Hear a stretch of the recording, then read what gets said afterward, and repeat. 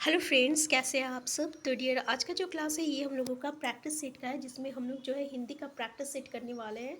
और ये सेकंड आपका सेट है। तो हम लोग ऑलरेडी स्टार्ट कर चुके हैं प्रैक्टिस सेट। तो अगर आप चैनल में नए हैं तो सबसे पहले चैनल को सब्सक्राइब कर लीजिएगा। तो डियर, यहाँ पे हम लोग 15 क्वेश्चन को डिस्कस करेंगे। जैसे कि आपको पता है कि 1 to 5 और 6 to 8 में कितना क्वेश्चन आएगा। 15 क्वेश्चन आएगा हिंदी का, जिसमें हिंदी ग्रामर रहेगा, गद्यांश पद्यांश रहेगा और हिंदी पैडालॉजी के क्वेश्चन रहेंगे। ठीक है, लेवल सेम ही रहेगा 1 to 5, 6 to 8 में। इसमें कोई चेंजेस देखने को नहीं मिलेगा। हम लोग स्टार्ट करते हैं डियर आज का क्लास। ठीक है, तो देखिए पहला क्वेश्चन देखिए कि पंचभुज में कौन सा समास है। तत्पुरुष है, द्विगु है और द्वंद्व है, अव्ययीभाव है। तो जल्दी ऑप्शन में देखिए, कमेंट बॉक्स में आप जो भी आंसर रहेगा जल्दी बताइए। आप टाइप करते जाइए, क्योंकि इससे आपको भी पता चल जाएगा कि आप 15 में से कितना बना पा रहे हैं। ठीक है, तो देखिए पंचभुज में जो है कौन सा समास है, इसका आंसर क्या हो जाएगा। तो डियर, इसका करेक्ट आंसर हो जाएगा आंसर बी, आपका द्विगु समास। अब बताइए द्विगु समास कैसे होगा। तो द्विगु समास क्या होता है ना, ऐसे समास जिसका जो पहला वाला जो रहता है ना, ये आपका जो रहता है ये संख्या रहता है। ठीक है, यहाँ पे पंचभुज, पंच मतलब 5 हो गया, तो पहला वर्ड जो रहता है ये संख्या को दर्शा रहा है, तो ये क्या हो जाएगा, द्विगु समास हो जाएगा। तो अब समझ में आ गया कि द्विगु समास को अब आप जो है एलिमिनेट कर सकते हैं ना, जिसका आगे संख्या का बोध कराता है, वो जो समास कहलाए, वो जो वर्ड रहता है वो द्विगु समास रहता है। इसी तरह अगर हम लोग नवरत्न बोले या सप्तद्वीप बोले या त्रिभुवन बोले, जैसे 3 भवनों का समूह त्रिभुवन कहलाता है। सत और सतमंजिल, हम लोग कहते हैं ना सतमंजिल, इस तरीके से 7 मंजिल का समूह। ठीक है, तो यहाँ पहला वर्ड जो रहता है वो क्या दर्शाता है, आपका संख्या दर्शाता है, तो वो आपका द्विगु समास हो जाएगा। क्लियर है। अब एक होता है बहुब्रीहि समाज। तो बताइए बहुब्रीहि समाज हम लोग किसको कहते हैं। तो ये ऐसा समाज, ऐसे वर्ड को हम लोग कहते हैं जिसमें 2 वर्ड मिलके जो है एक तीसरा एक विशेष अर्थ देता है। जैसे कि अगर हम लोग बात करें नीलकंठ, तो नीलकंठ है, नीलाकंठ जिसका है उसको हम लोग नीलकंठ कहते हैं। और नीलकंठ किसको कहते हैं, तो नीलकंठ जो है हम लोग शिव जी को कहते हैं। ठीक है, इसी तरह हम लोग अगर बोले गिरिधर, तो गिरिधर जो है गिरी को धारण करने वाला को हम लोग गिरिधर कहते हैं। और गिरिधर किसको कहेंगे, तो श्री कृष्ण को कहेंगे। तो ये 2 वर्ड मिलके क्या हुआ, एक नया वर्ड देता है। इसी तरह अगर हम लोग द्विगु का हो गया द्वंद्व समाज की बात करें, तो द्वंद्व समाज में क्या आता है, जैसे कि माता पिता हो गया। देख लीजिए, अगर ऐसा वर्ड देखने को मिल जाएगा तो याद रखिएगा वो आपका द्वंद्व समास हो गया। जैसे कि माता पिता हो गया, भाई बहन हो गया, पाप पुण्य हो गया, सुख दुख हो गया, तो ये कैसा समास हो जाएगा, ये आपका द्वंद्व समास हो जाएगा। ठीक है, अब देखिए अव्ययीभाव समास क्या हो गया। जैसे कि अगर हम इसका एग्जाम्पल लें, यथा स्थान, तो स्थान के अनुसार, इसमें भी 2 वर्ड मिल के बन रहा है, लेकिन कोई ये नया वर्ड नहीं दे रहा है। ठीक है ना, तो ये आपका अव्ययीभाव समास हो जाएगा। अब देखिए थोड़ा सा हम लोग तत्पुरुष के बारे में डिस्कस करते हैं, क्योंकि तत्पुरुष जो है ना ये आपका, इसमें जो है 6 भेद होता है तत्पुरुष में। कौन कौन सा होता है, तो क्रम तत्पुरुष होता है, करण तत्पुरुष होता है, संप्रदान होता है और आपादान होता है, संबंध होता है, अधिकरण तत्पुरुष होता है। और ये जितने भी तत्पुरुष होता है ना, उसी जैसे कर्म तत्पुरुष, तो इसमें क्रम का लोप होता है। जैसे कि अगर हम एक एग्जाम्पल बता दे रहे, क्रम को होता है ना, क्रम को, ठीक है, इसमें को का लोप होता है। तो जैसे अगर हम लोग बोले मतदाता, देखिए मत दाता बोलते हैं। ठीक है, ये एक वर्ड है, तो मत को देने वाला मतदाता कहलाता है। तो यहाँ पे क्या हुआ, को आपका लोप होता है, तो इसको हम लोग क्या कहते हैं, क्रम तत्पुरुष कहते हैं। ठीक है, ऐसे ही अगर हम लोग दूसरा उदाहरण ले डियर, तो करण तत्पुरुष, तो इसमें करण चिन्ह का लोप होता है। जैसे कि से होता है, जैसे जन्मजात हम लोग बोलते हैं, तो ये क्या होता है, जन्म से उत्पन्न, तो इसको हम लोग जन्मजात कहते हैं। तो ये आपका करण तत्पुरुष हुआ। तीसरा अगर हम लोग बात करते हैं संप्रदान तत्पुरुष का, तो इसमें संप्रदान कारक का ये होता है। जैसे के लिया, हथकड़ी अगर हम लोग बात बोले, तो हथकड़ी मतलब क्या हो गया, हाथ के लिए कड़ी, तो हथकड़ी ये संप्रदान तत्पुरुष हो गया। अगर हम लोग आपादान तत्पुरुष बोले, तो इसमें आपादान कारक का चिन्ह का लोप होता है। जैसे कि धनहीन, तो धन से आपका हीन, इसको हम लोग धनहीन कहते हैं। इसी तरह संबंध तत्पुरुष जो रहता है, इसमें संबंध कारक का चिन्ह का लोप होता है, जिसमें कि का वर्ड आ जाता है। जैसे कि अगर हम लोग प्रेम सागर बोले, तो प्रेम का सागर, तो ये संबंध तत्पुरुष हो गया। और अगर इसी तरह हम लोग अधिकरण तत्पुरुष की बात करें, तो अधिकरण कारक का इसमें चिन्ह होता है। जैसे कि हम लोग नीति निपुण बोले, नीति निपुण, तो इसमें देखिए नीति में निपुण, इसमें में और पर जो रहता है ये आपका अधिकरण कारक का चिन्ह होता है। ठीक है, तो इसी तरह आत्मविश्वास, तो आत्मा पर विश्वास, तो ये आत्मविश्वास, तो ये कैसा हो जाएगा, तत्पुरुष हो जाएगा। तो इसको थोड़ा सा ध्यान से देखिएगा। ठीक है, सतपुरुष को। तो डियर इसका जो है पूरा हम लोग जो है एक एक टॉपिक को अच्छे से डिस्कस करेंगे, लेकिन हम यहाँ पे जो है थोड़ा सा आपको बता दिए, ठीक है। नेक्स्ट है आधुनिक का विलोम शब्द कौन सा है? नवीन है, नवोदय है, प्राचीन है और अर्वाचीन है। तो जल्दी बताइए कि इसका आंसर क्या हो जाएगा। तो डियर इसका करेक्ट आंसर हो जाएगा आपका जैसे कि आधुनिक का प्राचीन हो जाएगा, ठीक है। नेक्स्ट है निम्नलिखित में से स्त्रीवाचक शब्द कौन सा है? अब ये तो जल्दी बताइए कि बाला हो गया, छात्र हो गया, महाशय हो गया, सी हो गया। तो जैसे कि छात्र है, ठीक है, छात्रा होता है तब वो लड़की होती है, यहाँ पे स्त्रीवाचक कौन सा हो जाएगा? बाला हो जाएगा, ठीक है। नेक्स्ट है डॉक्टर शब्द की अध्वनि किस भाषा से आई है? फ्रेंच से आई है, जर्मन से आई है, रूसी से आई है, अंग्रेजी से आई है? तो डॉक्टर शब्द की जो अध्वनि है ना, याद रखिएगा यह आपका फ्रेंच से आई है। तो देखिए एक आध दो क्वेश्चन ऐसे दिखने को मिल जाता है, तो उसके लिए आपको टेंशन नहीं लेना है, क्योंकि आप जो है ऐसे क्वेश्चन पे अगर ज़्यादा ध्यान दीजिएगा तो फिर आप पढ़ते ही रह जाइएगा।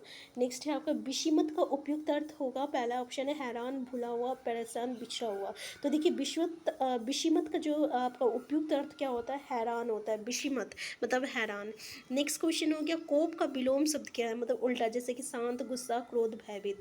तो कोप का क्या कहते हैं हम लोग? कोप मतलब होता है जो बहुत गुस्सा भयभीत होता है ना, तो इसको हम लोग क्या कहते हैं? शांत, ठीक है। अशांत को हम लोग कोप मतलब अशांत हो गया, तो इसका विलोम क्या हो जाएगा? शांत हो जाएगा। नेक्स्ट है भरत मुनि ने अपनी पुस्तक नाट्य शास्त्र में किसका उल्लेख किया है? छंद का, अलंकार का, रस का, चौपाई का। आंसर क्या हो जाएगा? आंसर हो जाएगा आपका सी, रस का। तो देखिए यहाँ पे जिसका हिंदी सब्जेक्ट है वो तो ऐसे क्वेश्चन को बना सकते हैं, लेकिन जिसका हिंदी में सब्जेक्ट नहीं है तो आप इतना डीपली स्टडी बिल्कुल नहीं कीजिएगा, इससे जो है आपका सिर्फ टाइम ही वेस्ट होगा, ठीक है। तो जिसमें आप ज़्यादा अच्छे स्कोर कर सकते हैं आप उस पर ज़्यादा फोकस कीजिए।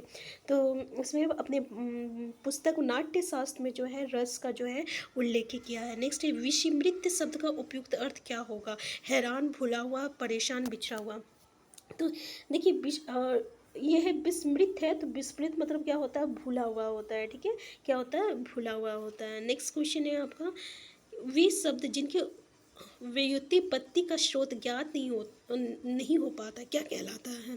संकर शब्द, देशज शब्द, प्राकृतिक शब्द और अनुकरणात्मक शब्द। आंसर क्या हो जाएगा? इसका आंसर हो जाएगा आपका संकर शब्द, ठीक है। आंसर ए हो जाएगा। नेक्स्ट है निम्नलिखित में से कौन सा विधि रचना शिक्षण की विधि नहीं है? अब देखिए ये पेडालॉजी में से क्वेश्चन आया, पेडालॉजी में से 2 क्वेश्चन आएगा आपका। तो जैसे चित्र रचना विधि हो गया, शब्द प्रधान विधि हो गया, श्रुत विधि हो गया और खेल विधि हो गया। तो रचना शिक्षण की विधि नहीं है। अब यहाँ पर रचना शिक्षण की विधि बोल रहा है, तो आंसर क्या होना चाहिए यहाँ पे? सूत्र विधि जो होता है ना, ये आपका रचना शिक्षण विधि में नहीं होता है। रचना मतलब क्या होता है? क्रिएटिविटी, ठीक है। तो यहाँ पे जो है सूत्र विधि जो है ये आपका रचना शिक्षण की विधि में नहीं आएगा। नेक्स्ट है माध्यमिक स्तर पर कविता शिक्षण की प्रणाली है। माध्यमिक स्तर पर अगर कविता पढ़ाया जाता है तो उसका मतलब उसका क्या प्रणाली है, ठीक है। जैसे कि अर्थबोध है, गीत है, व्याख्या है, उद्दीपन है। आंसर क्या हो जाएगा डियर? तो इसका आंसर हो जाएगा व्याख्या हो जाएगा। कविता शिक्षण की प्रणाली क्या है? व्याख्या हो जाएगा, ठीक है। अब यहाँ से आता है गद्यांश और पद्यांश। तो गद्यांश पद्यांश करने से पहले सबसे पहले आपको क्या करना पड़ेगा? आपको पहला पढ़ना पड़ेगा क्वेश्चंस। तो यहाँ पे तो आंसर दिया हुआ है, तो उसको थोड़ा सा अवॉइड कीजिए, इग्नोर कीजिए। जैसे कि हमारी पहचान किससे बनती है? साहित्य से, कला से, दर्शन से। दूसरा क्वेश्चन हम लोग देख लीजिए कि भाषा किससे जीवित रखने का कार्य करती है? लेखन को, प्रकाशन को, राष्ट्र की पहचान को, उपयुक्त सभी, ठीक है। तो यहाँ पे क्या है आपका? अब हम लोग इसको जो है थोड़ा सा डिटेल स्टडी करते हैं, इससे पता चल जाएगा हम लोगों को, ठीक है। तो जैसे कि देखिए यहाँ पे भाषा, साहित्य, कला, दर्शन, जीवन और संस्कृति, इन सब का अन्योन्याश्रित संबंध है, ठीक है। इन्हीं से बनती है हमारी पहचान। अब परिभाषित होती है और हमारी अस्मिता। अब पहला ही क्वेश्चन दिया हुआ है आपका कि हमारी पहचान किससे बनती है, तो ऑब्वियसली आंसर क्या हो जाएगा? आंसर डी हो जाएगा, क्योंकि बोला है कि साहित्य, कला और दर्शन इस सब से ही हमारी पहचान होती है। नेक्स्ट हम लोग देखते हैं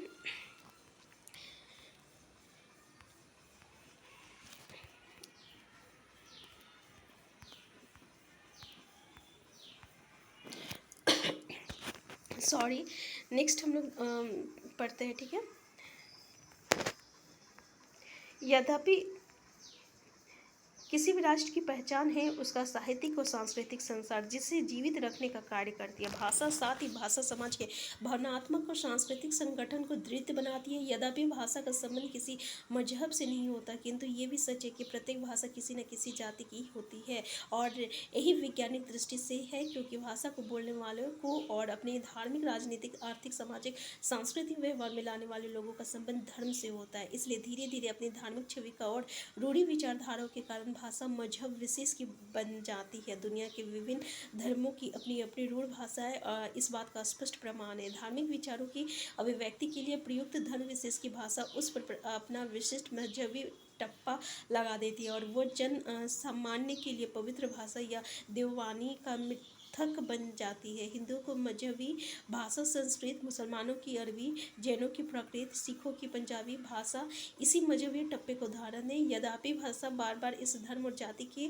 दायरे को नकारती है, किंतु धर्म के ठेकेदार सदा सदा से उसी रूढ़ काराओं में बद्ध करने का प्रयास करते रहते हैं। यहाँ तक कि नदी, पर्वत, वन प्रदेश, समुद्र, वनस्पति जो समुचित धरती पर विद्यमान है, धार्मिक आस्थाओं के विश्वासों के चलते विशिष्ट धर्मशाली धर्मस्थली बन जाते हैं। देखिए सेकेंड वाले जो क्वेश्चन है ना, उसका आंसर अभी तक हम लोगों को नहीं मिला है। ठीक है, तो नेक्स्ट क्या बोल रहा है कि सांस्कृतिक नैतिक व्यवहार की तरह धर्म जीवन का महत्वपूर्ण अंग है, और मानव जो है, मानव की दुर्बलता भी और सबलता भी थी, और रूढ़ अंधविश्वासों के सहारे धर्म के ठेकेदार पंडित, पुजारी, मुल्ला, मौलवी, पोप, पादरी सभी अपने अपने लाभ लोभ को भुनाते रहते हैं, और उसकी इसी ठगी का शिकार बनती है। अंधविश्वासों से ग्रस्त है व्याकांत्र जनता, शासन तंत्र इसी स्थिति का भरपूर लाभ उठाता है, और भाषा के नाम पर समुदाय और जाति में जनता को बांट उसका दोहरा शोषण किया जाता है, और यहीं से जुड़ा होता है भाषाई जातीय संबंध का। शासन वर्ग का